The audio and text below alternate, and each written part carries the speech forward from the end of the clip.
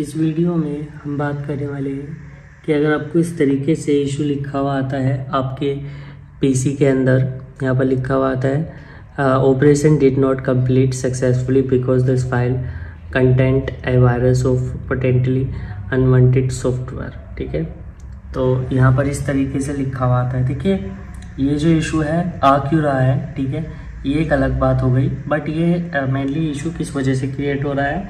देखिए, फाइल्स वगैरह कुछ आप ऐसी डाउनलोड कर देते हैं जिसके अंदर यहाँ पर आपको हमारे सिस्टम को दिखता है कि वायरस वगैरह हैं और अनवांटेड सॉफ्टवेयर है, तो उस वजह से दिखाता है। अब मैं यहाँ पर आपको इसकी कहानी शुरू से बता देता हूँ। सबसे पहले मैं इसको काट देता हूँ यहाँ। अब देखिए ज़रा ध्यान से, देखिए जैसे यहाँ पर हम किसी भी फाइल को खोल रहे हैं और खोलने के बाद हम फाइल्स को यहाँ पर कलेक्ट कर लेते हैं। किसी भी फाइल को मान के चलिए उसको खोलते हैं, तो फाइल्स को मतलब ये इशू क्यों क्रिएट हो रहा है मैं उसकी बात कर रहा हूँ।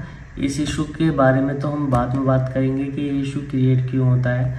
देखिए, सबसे पहले मैं अपनी जो फाइल्स को खोल रहा था उसको आपके सामने खोल के दिखाऊंगा कि ये इशू क्यों क्रिएट हो रहा था। ठीक है, देखिए ये सबसे पहले फाइल्स को खोलते हैं।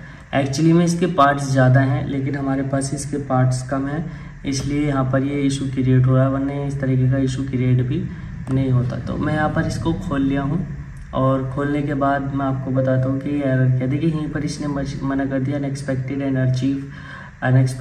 End of achieve. ठीक है, तो इस तरीके से इसने पहले ही दिखा दिया, बट हम फिर भी इसको खोलने की कोशिश करते हैं। ठीक है, इसका सेटअप को खोलने की कोशिश करते हैं, यहाँ पर क्लिक करके ओपन करते हैं, बट हमें एकदम ये इस तरीके से नया फोल्डर आ जाएगा कि सिस्टम हमारा फाइल्स नहीं ढूंढ पा रहा है, तो आप खुद ही ढूंढ लीजिए। अब इसमें क्या होता है कि हम किसी भी ऐसी एप्लीकेशन, किसी ऐसे सॉफ्टवेयर को सिलेक्ट कर लेते हैं जो कि ठीक नहीं होता है, तो उस सिचुएशन में ये इशू क्रिएट होता है। ठीक है, तो आप कभी भी मेन फाइल को ही करिएगा और जो ठीक ठाक हो उनको ही करिएगा, ऐसे किसी को भी मत करिएगा।